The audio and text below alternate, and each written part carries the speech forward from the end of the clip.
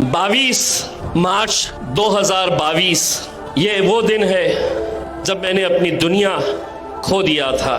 22 मार्च 2022 को तकरीबन 20 दिन पहले रात के 10 बजे का वक्त मैं मेरी वालदा के साथ हंसी मजाक कर रहा था। ज़रा भी ऐसा लगा नहीं था कि आगे क्या होने वाला है। मैंने कहा कि मम्मी मुझे एक दावत में जाना है, मैं दावत में जाके वापस आता हूँ। और मैं चला गया। मुझे घर पहुँचने में लेट हुआ। मेरी वालदा मेरे बहन के पास थी, वो अपने घर चली गई। दूसरे दिन मेरे भाई का फ़ोन आता है कि वालदा को ब्रेन स्ट्रोक हुआ है।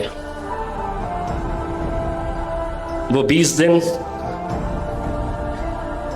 अस्पताल में कैसे हमने निकाले। मुझे ऐसा लगता है कि मेरी वालदा वैसे ही नहीं मरी।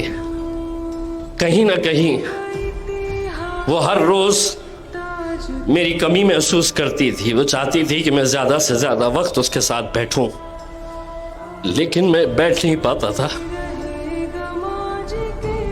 22 तारीख के दिन जब हॉस्पिटल में डॉक्टर ने कहा कि बहुत मुश्किल है, आप प्रार्थना करिए, मैं मेरे मम्मी के पैरों के पास खड़ा हुआ था। उनके पैरों को पकड़ के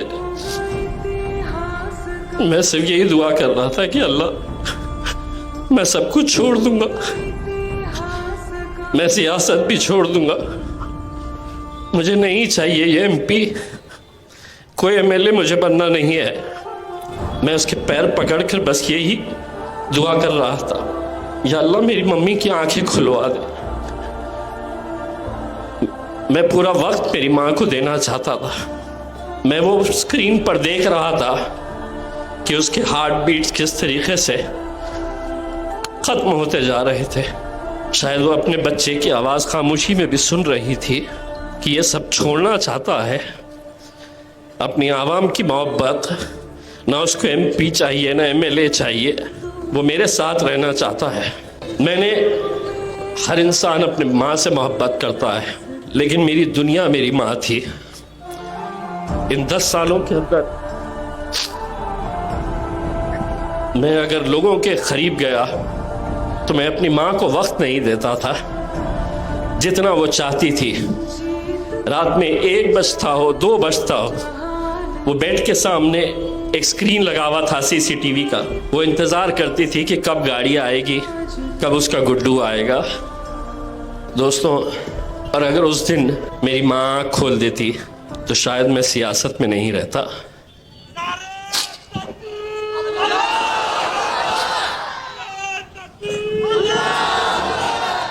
क्योंकि दुनिया में तुम हर चीज़ पा सकते हैं, दौलत, शोहरत, नाम, हर चीज़ तुम्हें मिल सकती है। नौजवानों, मैं तुमसे ही अपील करना चाहूँगा, ये दौलत को जाने मत देना। बहुत खुशनसीब है वो लोग जिनकी माएँ हैं। मेरे वालिद साहब का इंतकाल करीब 30 साल पहले हुआ, तो मुझे बड़ा, एक भाई की हैसियत से, नतीजा कुछ भी आए, एक बात यहाँ से ज़रूर लेकर जाना, मुझे वोट देना नहीं देना, मुझे इतना अफसोस नहीं होगा, लेकिन कभी किसी की माँ मिल जाए मुझे और वो मुझसे अगर ये कहे कि बेटा तुम्हारे बोलने की वजह से हमारा बेटा अब हमें मोहब्बत से देखता है, गले लगाता है, प्यार करता है, तो मैं समझूंगा इसमें मेरी जीत है मेरे भाइयों।